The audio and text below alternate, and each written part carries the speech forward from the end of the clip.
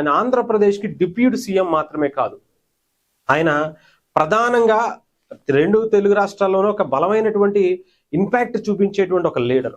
అలాగే కేంద్ర ప్రభుత్వంలో కూడా చాలా బలమైనటువంటి ఒక కూటమి ప్రభుత్వంలో ఉండేటువంటి ఒక భాగం పంచుకున్నటువంటి ఒక వ్యక్తి కూడా కావచ్చు. అలాగే ఒక ప్రజాదరణ, అసాధారణమైనటువంటి ప్రజాదరణ కలిగినటువంటి వ్యక్తి కూడా పవన్ కళ్యాణ్ గారు. ఆయన మీద ఇలా తరచూ జరిగేటువంటి పరిస్థితులకు కారణం ఏంటి?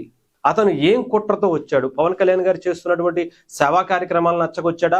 ఎంతో మందికి సహాయం చేస్తున్నటువంటి పరిస్థితి నచ్చకొచ్చాడు?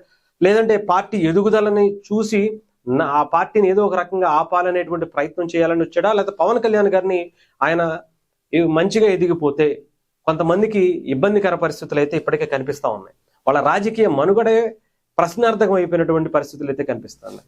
అందుకనే ఏమన్నా పవన్ కళ్యాణ్ గారిని ఇలాంటి టార్గెట్ చేసి ఏమన్నా భయపెట్టి లేదంటే ఇంకొకటి చేయాలనేటువంటి కుట్ర ఏమన్నా చేశాడా?